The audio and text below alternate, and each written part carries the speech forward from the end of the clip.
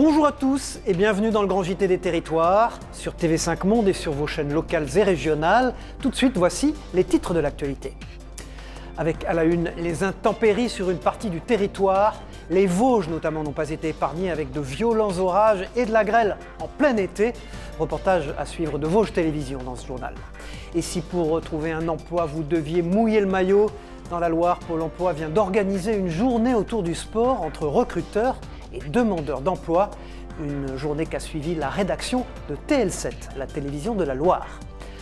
Jouer d'un instrument, produire des sons ou écouter de la musique, la musicothérapie est un moyen reconnu pour aller mieux.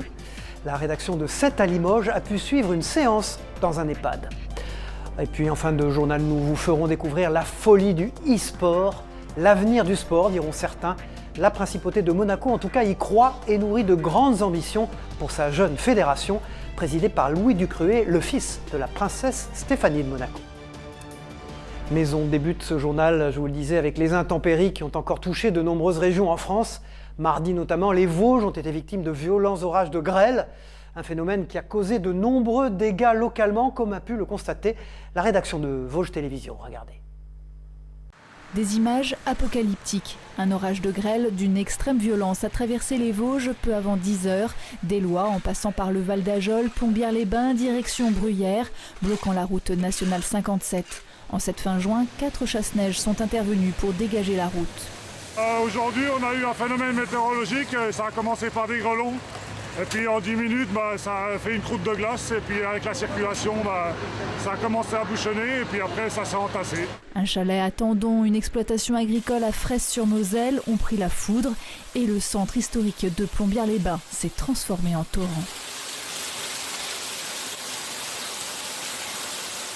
Tout à l'heure, il y avait un tas de grêle qui faisait presque 2 mètres de haut. Donc on s'est mis à beaucoup, on a aidé à déblayer, et voilà. Je viens pour tenir la poste à Plombières et là je tombe un peu des nues. On a l'impression qu'il fait moins 5 degrés. Avec nos petites chaussures, on a quand même assez froid. Et c'est un paysage un peu particulier qu'on est en train de voir là. Je suis un peu sous le choc. Une cellule de crise a été mise en place en mairie avec une vingtaine de pompiers, des gendarmes organisés pour recenser les dégâts à quelques jours du début de la saison touristique. Tuiles envolées, caves inondées, arbres couchés, lignes électriques au sol et 2 blessés. Pour la maire du village, c'est la consternation. C'est une scène d'apocalypse aujourd'hui à Plombières. Il est tombé 1 mètre de hauteur de grêle en quelques minutes. C'était incroyable, on n'a jamais vu ça. À la mi-journée, les pompiers avaient déjà été mobilisés une centaine de fois. Une chaîne spontanée de solidarité s'est créée entre habitants et entreprises du secteur. Dans le reste de l'actualité, Versailles a accueilli cette semaine la 4e édition du sommet Choose France. Objectif de ce rendez-vous économique, convaincre les grands groupes internationaux de s'implanter et d'investir en France. 150 dirigeants participent à l'événement dans l'enceinte du château de la Cité Royale. Les détails et les explications avec ce sujet de Nicolas Dandry, de la rédaction de TV78 dans les Yvelines. Ils étaient plus d'une centaine de dirigeants internationaux, des têtes d'affiche comme Stéphane Bancel, PDG de Moderna, groupe pharmaceutique, ou encore Jamie Dimon, PDG de la banque américaine JP Morgan. Tous venus au sommet Choose France avec un intérêt pour l'attractivité économique de la France. Aujourd'hui, le plan de relance est décaissé très rapidement, que nous avons déjà engagé plus d'un tiers du plan de relance. Et puis, il y a une deuxième série de questions qui, d'ailleurs, présagent d'autres investissements dans les mois à venir. C'est sur la décarbonation et sur la lutte contre le réchauffement climatique. Pour cette 4e édition du sommet Choose France, 22 projets d'investissement ont été annoncés pour un montant de 3,5 milliards d'euros et 7000 emplois à la clé. C'est le cas du groupe pharmaceutique allemand Merck, présent sur 11 sites en France. Comme grand groupe mondial du secteur pharmaceutique, nous avons décidé de continuer à investir dans les capacités de croissance avec du matériel plus performant pour soutenir la production et les clients autour du monde. La principale annonce, c'est l'ouverture dans le nord de la France d'une usine de production de batteries pour les véhicules électriques. avec de possibles répercussions pour le territoire des Yvelines. Avec l'annonce de l'investissement chinois, notamment en matière de batteries, on sait bien que c'est une filière qui est fondamentale pour la filière auto et qui est une filière très structurante ici dans les Yvelines. Et donc c'est une excellente nouvelle effectivement de voir qu'on a des investissements qui vont aussi in fine irriguer le territoire. De son côté, la région Île-de-France mène aussi une politique pour favoriser l'attractivité du territoire francilien. Nous avons identifié des sites et notamment des friches industrielles qui sont prêtes à l'emploi. Et ces sites prêts à l'emploi, nous allons les mettre à la disposition des patrons. Nous avons aussi mis en place une équipe qui est chargée d'accueillir, y compris les impatriés. En 2020, la France reste le pays le plus attractif d'Europe, avec 985 projets d'investissement. Tout à fait autre chose dans l'actualité. Après le baccalauréat, les épreuves du brevet étaient organisées cette semaine pour toutes les classes de 3e en France, avec notamment l'épreuve des mathématiques mardi. Et c'est pour porter un autre regard sur cette matière que tous les ans des collégiens participent au rallye de mathématiques dans la Sarthe. Les 20 classes finalistes locales se sont réunies il y a quelques jours pour un véritable parcours en plein air à base de jeux et d'énigmes. C'est pas désagréable, vous allez le voir. Cette année, 53 collèges privés et publics ont participé à la 31e édition de l'événement. Laure Girard pour la rédaction de Via LMTV Sarthe était sur place. Regardez. On a C là-bas. C'est aider. Les mathématiques appliquées, c'est pas si compliqué. Même le métier de géomètre devient accessible. Alors là, ça s'appelle un tachéomètre, on appelle ça une station totale aussi dans le métier. Et ça permet de mesurer des angles et des distances. On s'est un petit peu perfectionné, hein, mais à la base, c'est comme les appareils qu'ils utilisent en géométrie pendant leur cours de maths. Toute la journée, les épreuves vont se succéder pour ces 20 classes finalistes du rallye mathématique. Il s'est en réalité déroulé toute l'année dans 53 collèges publics et privés de la Sarthe. Et ce n'est pas forcément les plus forts en maths qui se sont qualifiés. Parce que le rallye maths, c'est l'organisation qui fait que les classes vont se qualifier pour la finale. On peut avoir des très bons élèves, si on ne les écoute pas, s'ils ne sont pas organisés, s'ils n'ont pas le temps de tout faire, la classe ne sera pas qualifiée. Une seule réponse par classe, 5 ateliers par manche. Il faut qu'on mesure la largeur là, et il faut faire cette longueur là, plus cette longueur là. Ce défi en plein air est organisé pour que les élèves aient l'impression de jouer, et cette équipe l'a bien compris. On ne s'oublie pas les unes les autres, que tout le monde travaille ensemble. On devrait faire tout pour, pas pour gagner, mais pour s'amuser. Depuis sa première édition, en 1990, l'organisateur de l'événement est convaincu de la portée pédagogique de cette journée.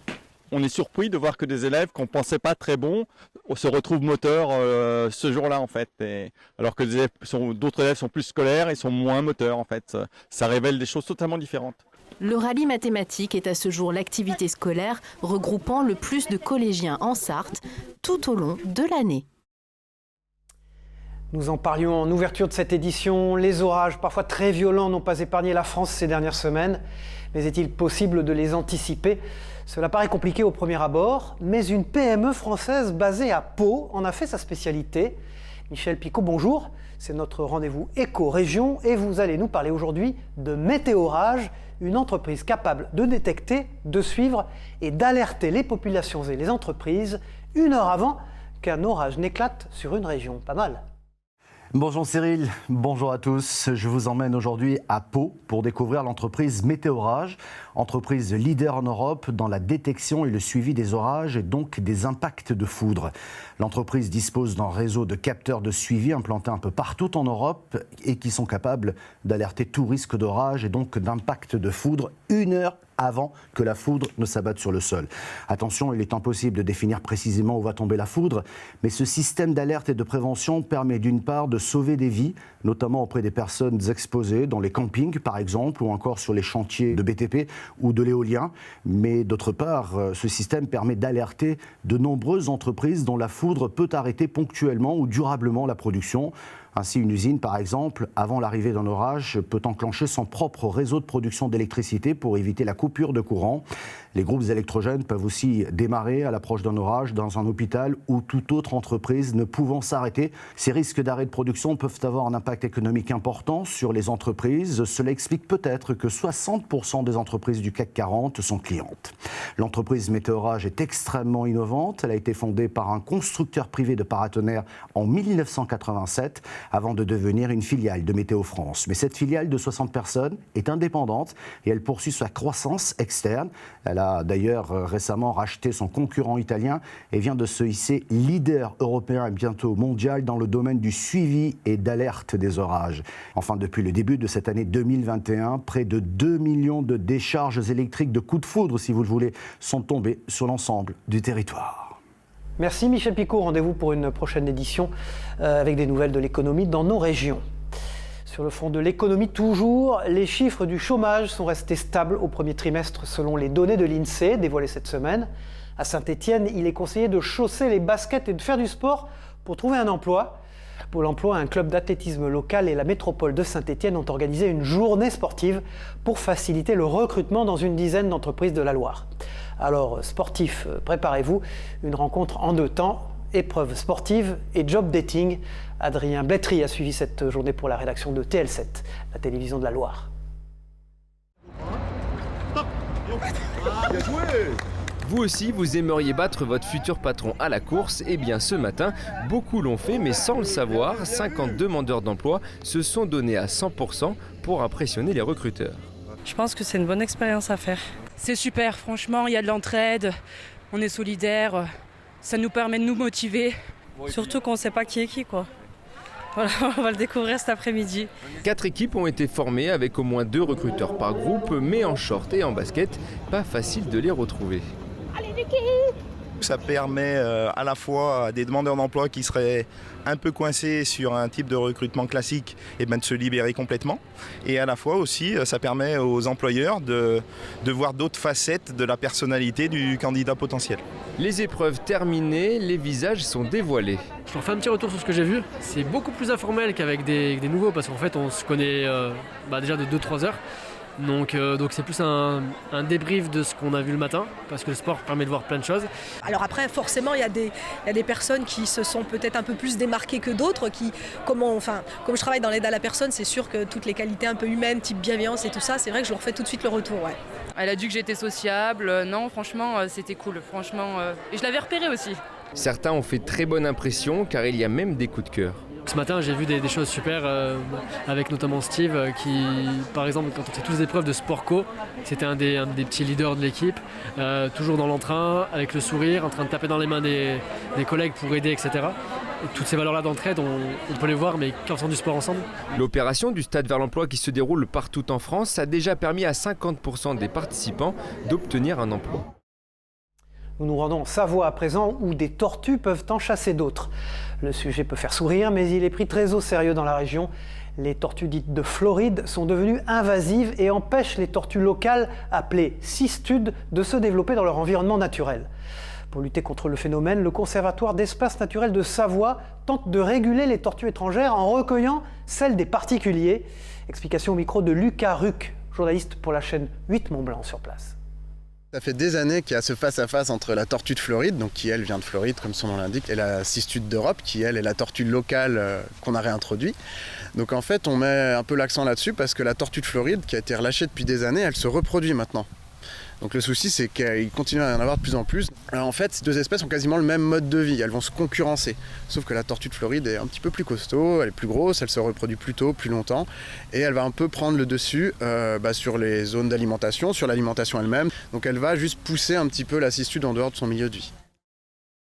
La musique comme remède aux maux, à présent dans ce grand JT des territoires. À l'initiative d'un musicien, Franck Chouli, chef d'orchestre et formé à la musique-thérapie, le Centre communal d'action sociale de Limoges a organisé une série de séances dans un EHPAD. Quand la musique fait du bien au corps et au cerveau, c'est à Limoges. Et c'est avec Alain Druot de la rédaction de 7 à Limoges. Regardez. On a besoin de se démener et d'avoir des contacts gays. Dans cet établissement pour personnes âgées dépendantes, la séance est attendue avec une certaine impatience. Aujourd'hui, nous allons faire de la musicothérapie. Qu'est-ce que la musicothérapie? Donc dans le mot thérapie qui peut faire peur, j'explique par exemple que c'est comme quand on va chez un kiné, il nous masse le dos. Ah, ça fait du bien et on ressort de la séance, on est bien. Et bien là, avec la musique, avec le son, par différentes techniques, les personnes ressortent des séances avec un mieux-être, un bien-être dû au son. Stimuler le corps, le cerveau, c'est le quotidien dans un EHPAD, aujourd'hui renforcé par Franck, qui est là pour faire du bien. En début de séance, les gens arrivent ne sachant pas ce qu'ils vont trouver, donc un petit peu circonspects. Et petit à petit, ils s'ouvrent. Ça ne marche pas sur tous les résidents, mais effectivement, j'ai ressenti lors des précédentes séances des personnes qui avaient pas mal d'anxiété, de stress. Il fallait quand même une redescente quand même plutôt positive. Il faut entre 6 et 10 séances pour vraiment apporter quelque chose de durable sur les gens qui ont des troubles du comportement, sur des troubles de la mémoire. La séance se partage entre action et écoute. Ça m'a fait beaucoup de bien. Pourquoi? Puisque je trouve que l'on est trop confiné, je trouve qu'on ne s'éclate pas assez. Réaliser ses rêves, voilà une autre méthode pour prendre soin de l'esprit et du corps. À Amiens, l'association Chevaux Blancs et Rêves Dorés réalise les rêves des plus de 70 ans. Cette semaine, c'est Yvette Benazera qui a pu réaliser le sien, sauter en parachute. La tête dans les nuages et les pieds sur terre. Regardez ce reportage d'Agathe Poulet pour la chaîne WEO, la chaîne de la Voix du Nord. L'heure du grand saut est arrivée pour Yvette, 71 ans. Après 50 ans d'attente, cette septuagénaire amiénoise, passionnée de sensations fortes, a réalisé son rêve, sauter en parachute. Avant de se préparer, Yvette admire les avions sans aucune appréhension à 1 heure du décollage. Les appréhensions pas, j'ai vraiment le sentiment d'avoir déjà sauté. J'ai tellement regardé des choses, j'ai tellement regardé des sauts. Ça m'a toujours poursuivi que non, j'y vais tranquille. Pour ce rêve qu'elle n'oubliera jamais, Yvette a été aidée par l'association Cheveux Blancs et Rêves Dorés. L'objectif de ce projet, réaliser les rêves des plus de 70 ans résidant dans l'agglomération amiénoise. Là, aujourd'hui, on accompagne Yvette dans son projet et on est très fiers parce que je pense qu'elle représente à elle-même et à elle seule vraiment tout ce que nous, on défend dans cette association. C'est qu'il n'y a pas d'âge, il n'y a pas de limite à faire un rêve ou avoir un souhait. Il est temps pour Yvette et son moniteur Cédric de se préparer et d'embarquer à plusieurs centaines de mètres d'altitude. Yvette est très courageuse et je la vois sourire et je suis très content de pouvoir partager ça avec elle. C'est parti pour 15 minutes d'ascension avant de traverser les nuages et de profiter du paysage. Après 8 minutes de vol, Yvette atterrit en douceur. C'est magique, magique, trop court mais magique. C'est quelque chose de... Je vous le souhaite. L'impressionnant, c'est de sortir de l'avion. Après, t'as la boucle d'air, mais c'est extraordinaire. Mais j'avais un moniteur, super. Merci. Voilà. L'association Cheveux Blancs et Rêves Dorés continuera quant à elle de réaliser d'autres rêves. Restons dans le nord de la France, dans ce grand JT des territoires. Raconter la vie des habitants de Saint-Quentin et de son agglomération, c'est le travail au quotidien de la chaîne locale de la TNT via Ma Télé, ce média qui diffuse depuis quelques semaines désormais le grand JT des territoires. L'occasion parfaite pour en savoir un peu plus sur cette chaîne avec son président Jean-Luc Nel. Bonjour Jean-Luc. Bonjour à tous.